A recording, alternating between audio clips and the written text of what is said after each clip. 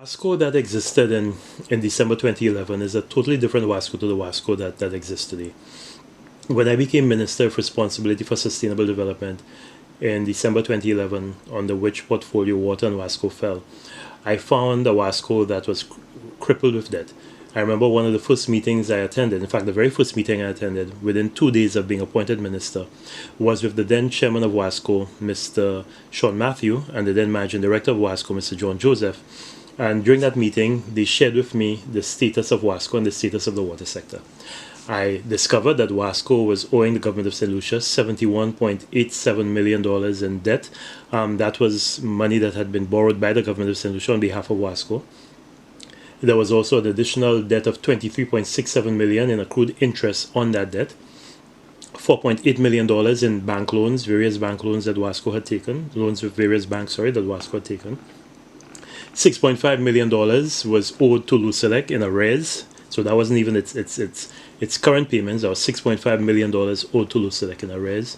$3.6 million owed to the Inland Revenue Department, also in tax arrears.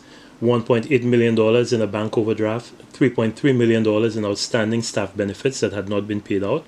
And another $6.3 million in a variety of other debt that was owed to various suppliers. When you looked at Wasco's balance sheet, it showed that it had negative equity. Its liabilities exceeded its assets by a 3-to-1 margin. The company's receivables were roughly $40 million, of which 70% or $28 million had been classified as uncollectible debt, which would have to be written off. The company had negative working capital with very serious cash flow difficulties and zero creditworthiness. Collections averaged between 34% and 45%, which indicated serious and persistent problems with customer records and the billing system. As a result of this heavy debt burden, Wasco was unable to discharge its responsibilities to the people of St. Lucia. It was unable to maintain its critical infrastructure on a timely basis. It was unable to respond again in a timely basis to customer complaints. It was unable to address persistent non-revenue water problems. And when we speak of non-revenue water, basically speaking of the volume of water that is lost due to leaks and wastage. And in the case of Wasco, that was 56%. So it means that out of every 100 gallons of water that Wasco produces, 56 gallons are lost due to wastage and leaks and other problems like that. And Wasco was unable to undertake very important and badly needed upgrades to its infrastructure. To add insult to injury, the company's most valuable and important asset on the water storage infrastructure, the John Compton Dam, had been reduced to 1/3 of its capacity as a result of persistent siltation that had been worsened by the heavy deposition of silt during Hurricane Thomas in 2010. So for the first 6 months, I had to be begging the Prime Minister, who was also the Minister of Finance, every month to advance money to Lucelec on behalf of Wasco to prevent Lucelec from disconnecting Wasco. And when I say disconnecting Wasco, I mean disconnecting all of Wasco's operations. That was a monthly occurrence. Every month I had to make a trek to the Prime Minister and say we need money because Lucelec is threatening to disconnect Wasco. And I'm sure people can remember because that was actually made a statement about this a couple of times to the public. So the Wasco that existed in 2011 fortunately doesn't exist today. In the short space of 4.5 years, by the time June 2016 came around and we had elections, Wasco had been able to do quite a few things as a result of the hard work of the very competent board of directors that was chaired first of all by Egbert Louis and then secondly by Alison Joseph and comprised Alison King, and comprised expertise in law, in finance, in accounts, in human resource development. Excellent board. In fact, the board of Wasco was the very first board that was appointed. I wanted to ensure that we had the very best people to manage the operations of Wasco. So, the saying about Beth Duva. So I really ensure that I had the pick of the crop for the directors of Wasco, and they didn't disappoint. And you had a fantastic managing director in the person of Vincent Hippolyte, and they were able to change the fortunes of Wasco, so that by the time June of 2016 came around, Wasco had been able to secure a $5 million grant from the Mexican government, an additional $11.2 million in concessional loan funding from the Caribbean Development Bank for a new water development project in the Dennery Valley that would supply 1.4 million gallons of water per day to the valley. And remember, the Dennery Valley is an area that has persistently had water problems, both the quality of the water and the quantity of the water. We had been able to secure funding of $19.67 million US for a new water supply system for Vieux Fort. that included a new treatment plant, 3 pumping stations, 3 new storage reservoirs, 15 kilometers of new transmission lines, and the ability to produce 4.8 million gallons of water per day, which would be enough to meet the needs of Beaufort and environs until the year 2033. We had been able to completely liquidate the debt to Lucelec. So Wasco was owing Lucelec no money, no outstanding arrears. And the company was also able to meet its monthly payments to Lucelec. So this thing about threats of disconnection, that was a thing of the past. We had secured funding from the Caribbean Development Bank with the assistance of the European Investment Bank and the Inter-American Development Bank of 14.8 million US dollars for the desilting of the John Compton Dam. And that funding had been backstopped by the money that had been collected over the years from the increase in the tariff that had been set aside for desilting of the dam. Wasco had also been able to complete a comprehensive John Compton Dam rehabilitation plan that was undertaken by a company out of Canada called Golder Associates. That plan actually was so well done that Golder Associates received an award in Canada for that plan. And this plan laid out all of the options for the desilting of the dam, including identifying the location of the sediment disposal area, which is where all the silt that would be taken out from the dam, where it would be deposited. And it also had information, details on the technical approach for the desilting of the dam. It was on the basis of this plan that the request for funding easily sailed through the technical approval process of the Caribbean Development Bank. We were able to convert the debt owed to government by Wasco into government equity, so we basically had a very healthy looking balance sheet. We had resolved all the outstanding PAYE debt, the tax arrears that was owed by Wasco, that had been resolved. We were able to construct a new water treatment plant in Mico, constructed a new intake in Deriso. We rehabilitated the Deriso water treatment plant. We rehabilitated the Millet, Wavin Poisson, and Vanna intakes. We purchased a new customer information system to resolve the long-standing problems of poor billing and customer records. Wasco was able to reconstruct the Louisiana intake and install new pipelines. Wasco was able to rehabilitate the intake and raw water line in the Erad River. Wasco was able to secure grant funding from the Canadian government for the construction of new water storage tanks in Millet, in Fort Capeche in Vieux-Fort, and Debarra.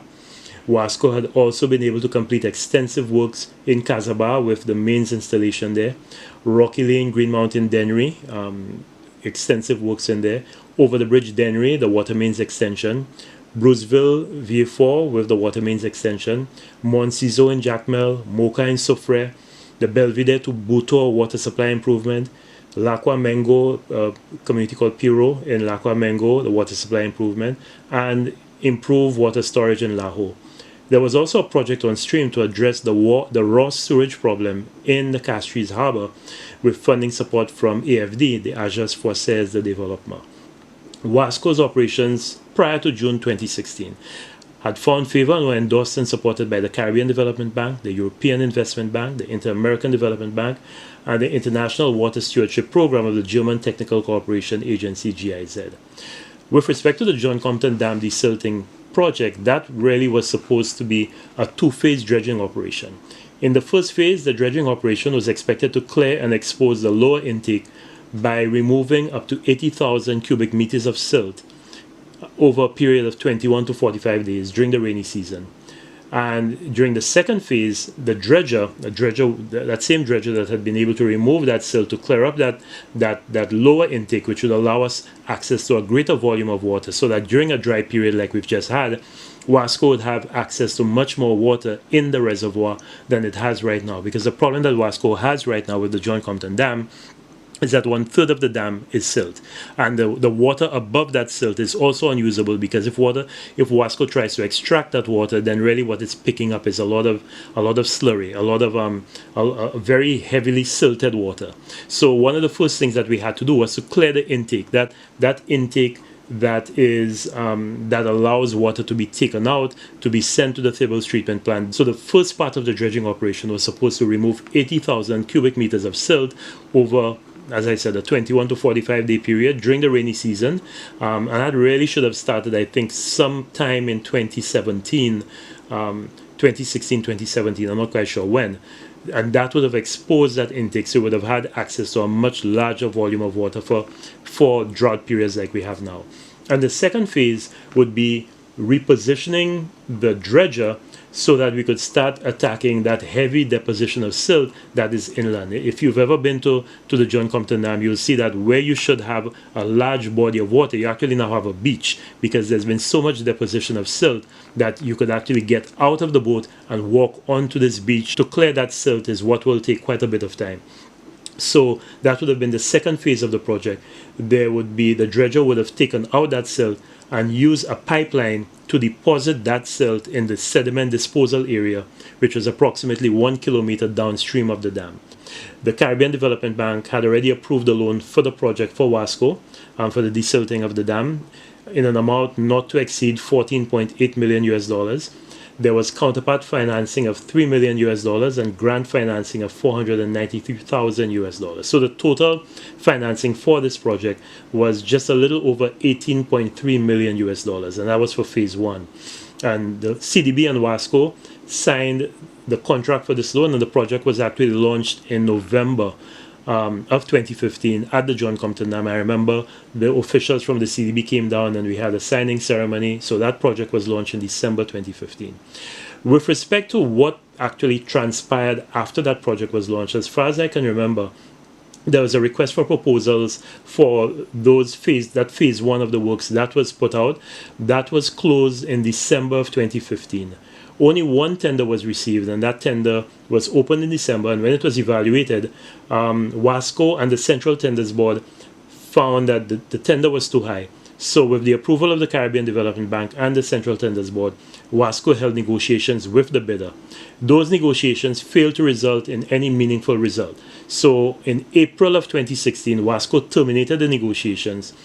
Wasco's board then approved the retendering of the works, and that retender advertisement was publicized by the Caribbean Development Bank and Wasco, and arrangements were made for publication in the Gazette and the government website, and also internationally via CDB's own tendering process. The closing date for submission of the proposals via that retendering was the 16th of September 2016. I do not know what the outcome of that tender process was, because by then I was no longer the minister and there was a new administration in charge.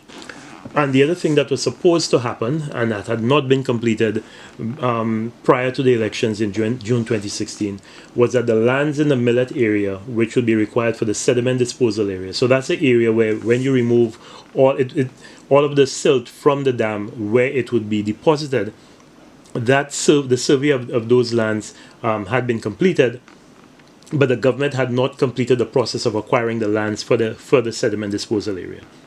So that clearly was something that would require and gazetting for those lands to be acquired, so that by the time we started the desilting of the dam, that area would have been, the title to that land would have been in government or vested in Wasco, so that area could then have been used for the disposal of that sediment.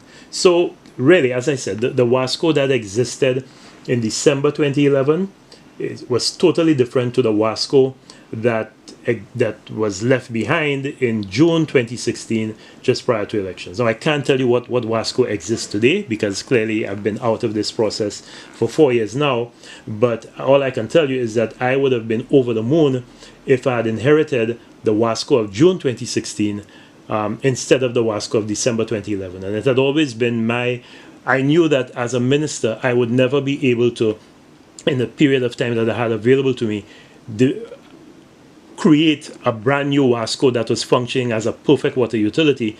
But my intention had always been, and I remember saying so publicly at the project launch for the desilting of the John Compton Dam, that my goal was to pass on to whoever succeeded me a much better Wasco than the one that I inherited in December 2011.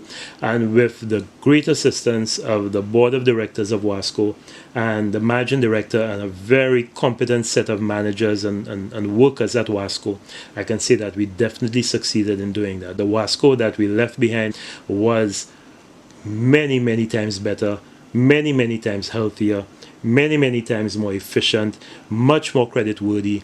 Was a Wasco that enjoyed the confidence of financial institutions like the Caribbean Development Bank, the Inter-American Development Bank, the European Investment Bank, compared to the Wasco that existed in 2011, when nobody would have lent Wasco any money.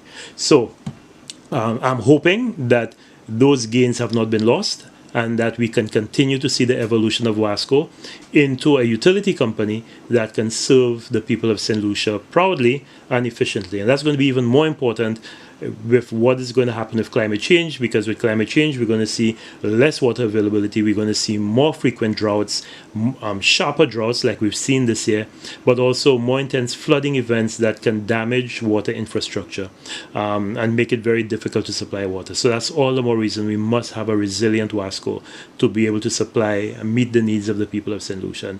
And, that foundation had been laid, and I'm hopeful that that foundation has not been damaged.